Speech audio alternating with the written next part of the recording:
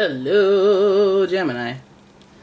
It's umomgtarot, and we're checking up. We're looking into you. We're sneaking a peek.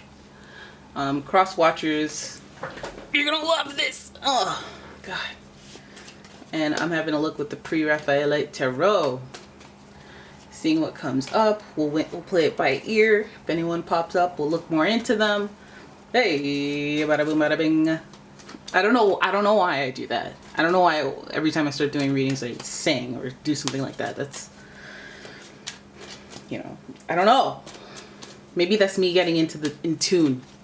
I start turning into a police auctioneer. All right, here we go. Your first card. What's coming up? Oh, you like that? Nostalgia. Hey. See, I don't know what happened. I don't know what happened.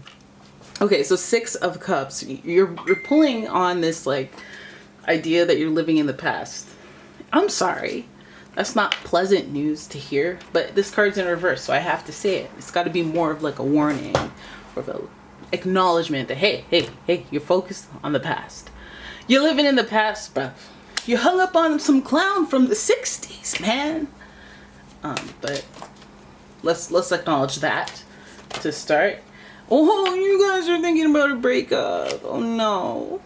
You guys thinking about a breakup. Have some grace for, you know, your fellow sign.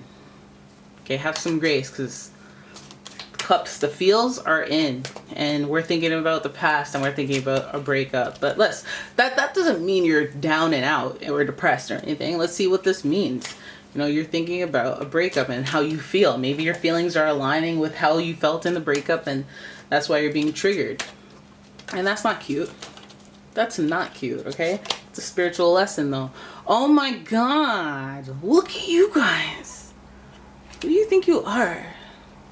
Wheel of Fortune showing up in your reading. Changing the tides. Turning the tides. It's everything you could hope for. I was hoping that we weren't going to go in a direction of like, oh God, now we're going to talk about the ex and like, But I feel like this is acknowledgement of thinking about the past a lot. Thinking about that breakup and how much things have changed since, which is not a bad thing. There may be things in this week that, you know, remind you of the past. There may be triggers. There may be tests. There may be things that are recurring situations that you'll be tested with, and you'll react differently than you know you would have reacted in the past. And that's a, you know, hey, that's a eureka moment. No? That's a moment where you're like, oh, look at me. Look at me. I've grown up a lot. I've changed. I'm different now. Things are different now. I'm better. Possibly better than everyone. Look, because like, you know, Wheel of Fortune is synthesis. There's change. Things are different. Situations are changed. Scenarios. And it's good energy. It's good fortune. It's good luck. So however badly you felt during this breakup, however it lingered on, it feels like you get to this place where you're looking back at it as like, wow, look at me. And that feels good. And that's good. And that's good for you. Right? We just checking in, seeing how you're doing. You guys are going to experience this wave, this turning of the tides as it relates to your past relationships. For some of you, that means your ex who cheated on you, cheats on the person that they're with, or whoever, some type of karmic synthesis. Or it means before you were sad, you were single, and now they're sad and they're single and you're happy, and you're, you know, like some turning of the tides. You're happy, you're single, you developed yourself, you're talking to someone, you're dating, you're keeping your options open, whereas this person is alone in a hole or frolicking. I don't know. You know, different places. This is like when you were dating somebody and you break up, and then like 20 years later they're like this like house dad, house mom, and they're like 100 pounds heavier. Not that that matters, but you know, paint the picture. And they, you know, have the slum house, and if they own a house, that's great. And you're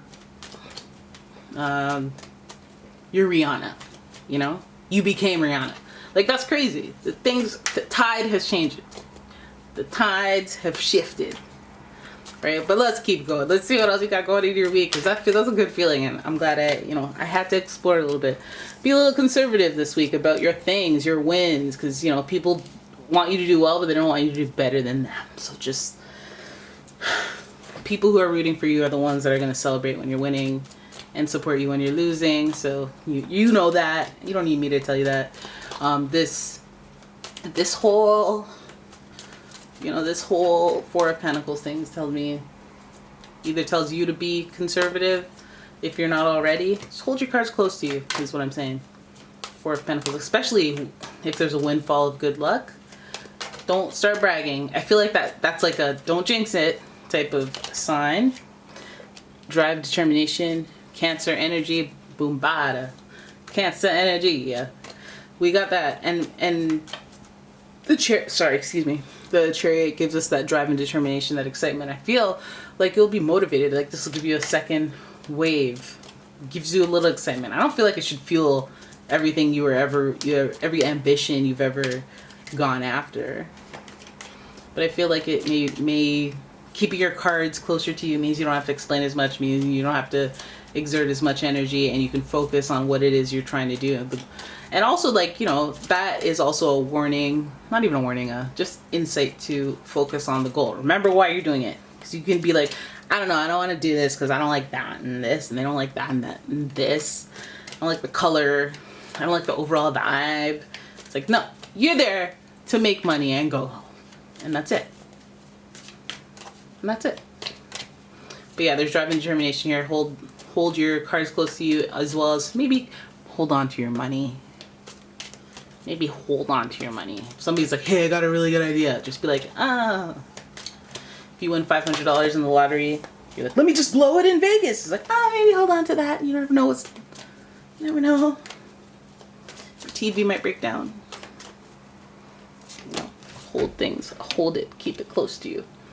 So the Ten of Cups is there. Good, good. I like it. We're ultimately readjusting to our goal. That's what it seems like. Like you're more on track because you've realized, or you realized at some point, that you really... Energy is a subtle thing. Even if you spend a lot of time and you're like on live streams and you're on them all the time, you're letting that energy into your life. And all energy, you can only focus on like one thing at a time. So are you focused on things that help you with your goal, or things that are just random and sometimes toxic, like true crime and all that? Like, it's all well and good to learn a story, but like imagine watching so much true crime that your vibe is like, you're all murdered. There's so many victims that you already know, and you wish you knew them. That's how they all start. Somebody that you just wish you knew, always had a smile on her face. So anyways, the Ten of Cups indicates that in the long run, you know how you want to feel. You know what you want to feel like, and a way towards that goal. With that Chariot, especially Chariot, because it's connected to Cancer, you have to go with your feelings. You have to go with your gut. You have to go with how you feel to make decisions and to lead yourself to that Ten of Cups place, the place that you deserve, the place that's long overdue. And I think that this feeling's like maybe even a deja vu flash of what that feels like. That realization, that learning that things are better, things had to go that way, or maybe your capacity for love is so much stronger because of your heartbreak. There's some core lesson, but if you can see what I can't see, we see kind of like these intervals of happiness, of like hard work, difficult situations. These two horses, they're going to need water. You're going to need to clean their buttholes when they drop a deuce. It's not all glamour when you travel with horses. You got to shave off those like weird growths on their skin. Ugh. Anyways, but yeah, overall, Ten of Cups, good tides. Maybe a little delayed, maybe a little long overdue, but it's there. Alright, so that's looking good in the sun. Let's have a look at who we could be talking about, because this person's showing up, break up, whatnot, but it's not really about them, I don't suppose. But let's see. Let's see who aligns most with the feelings of that Wheel of Fortune and Ten of Cups. Who aligns with the positive feeling energy? Who aligns with this positive feeling energy? We have Capricorn, and the energy around you is serious, materialistic, and hardworking. It bestows shrewdness and cautious ambition. That might be a little bit of an indicator that you guys thrive or feel better. You feel better intrinsically when you're working or when you're trying to achieve something. Maybe you have a plan outlined and you're taking steps and checklists and stuff like that, working towards a goal, actively in progress of working towards a goal is what you like. You, okay, co-sign that ambition there. So this energy around you is dynamic and spontaneous. Crusading impulsive action is likely. The fire is there. Fire is there with this person. Fire to achieve. Maybe a person that has admirable work ethic and organization skills, team building, leader, innovative ideas, but also sensitive. Maybe they're eccentric in that Cancer-like way where they're creative and they can paint their feelings. This energy is emotional, sensitive, caring, and loving. It may concern family, a mother, or a child. We got paternal energy with Capricorn. We have maternal energy with Cancer, feminine energy with Cancer. And Aries, I always say that Aries is like that last born, not firstborn, but the last one. Or only child. A little bit of that only child syndrome. But yeah.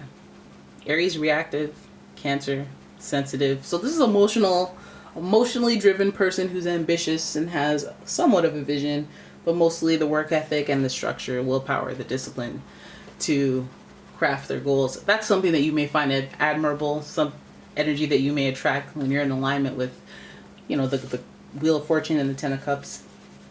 That's not bad. It's not bad energy. It's not bad energy to emulate. It's evident why you would find it admirable, and it's obvious why it would align with your goals. So there it is. That's your reading. I hope you guys enjoyed it. If you did, please give the video a thumbs up and subscribe to my channel. Leave a comment, share the video. And if you'd like your own personal reading, please check out that description. There's a link to my website as well as a link to my Etsy shop. And yeah, thank you so much. I'll see you in the next one.